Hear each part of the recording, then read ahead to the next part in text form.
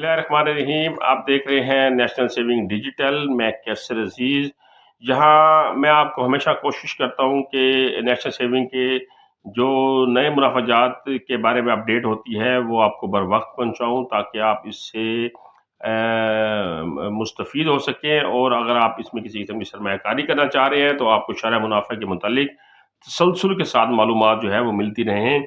और उसके साथ साथ मैं आपको तमाम सर्टिफिकेट के मुतालिक इनफरादी तौर पर भी ये बताता हूँ कि इसमें आप कितनी सरमायाकारी कर सकते हैं, कितनी मुद्दत के लिए कर सकते हैं, मुनाफा कैसे मिलेगा, टैक्स की शरह क्या है, इस वक्त कौन से सर्टिफिकेट आपके लिए करामत साबित होंगे, और किस में आप जो है वो सरमायाकारी करके मैक्सिमम प्रॉफिट हासिल कर सकते हैं। तो आज की वीडियो में मेरा मौजू है सेविंग अकाउंट।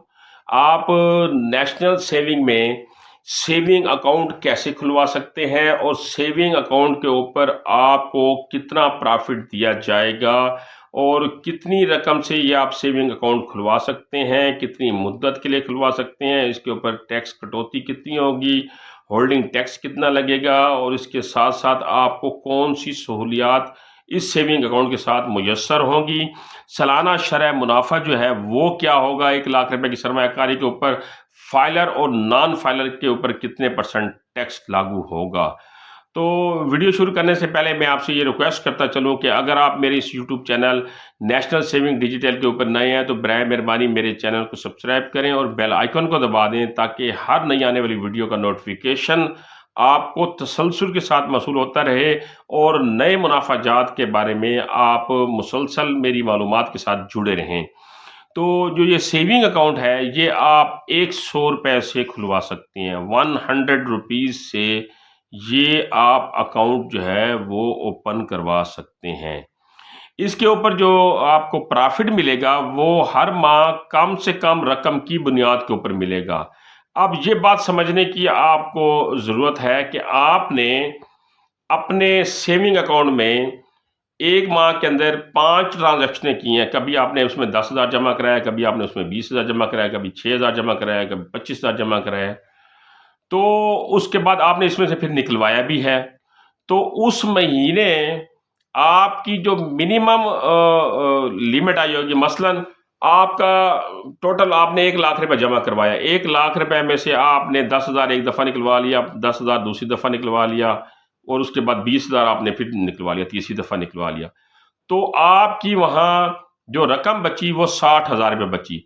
60,000 रुपये के बाद फिर आपने उसमें 10,000 जमा कराया, फिर आपने उसमें 5,000 जमा कराया। तो जो आपको माहाना बुनियादों पर प्रॉफिट लगेगा वो 60,000 रुपये की जो रकम है उससे नीचे आप नहीं गए, तो 60,000 रुपये की रकम तक आपको प्रॉफिट लगेगा।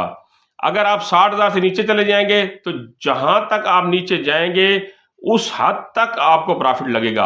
मसलन आपकी अकाउंट में जो रकम है वो 30,000 रुपये तक आई है तो आपको 30,000 रुपये तक प्रॉफिट मिलेगा। 30,000 के बाद आपने फिर पैसे जमा कराए और 70,000 रुपये महीने के एंड में कर लिया है, तो आपको जो प्रॉफिट लगेगा वो 30,000 रुपये के ऊपर लगेगा। यानी इस फिक्रे को दोबारा आप गौर से समझें कि हर माह कम अज कम रकम की बुनियाद के ऊपर प्रॉफिट दिया जाएगा। यानी कम से कम आपके अकाउंट में रकम कितनी गई है उसकी बुनियाद के ऊपर आपको जो है वो प्रॉफिट दिया जाएगा। ज़कात और होल्डिंग टैक्स जो है वो इसके ऊपर कानून के मुताबिक लागू होगा, ये आपको देना होगा। अगर आप ज़कात नहीं देना चाहते तो फिर आपको एक एफिडेविट देना होता है, वो एफिडेविट आप सबमिट करा लेंगे अकाउंट खोलने के साथ साथ, और जब ज़कात का काटने का वक्त आएगा तो वो आपकी ज़कात नहीं कटेगी। वो एक स्पेसिमम जो है वो नेशनल सेविंग वाले आपको देंगे, उसके मुताबिक आपने एक बयान हल्फी सबमिट कराना होगा।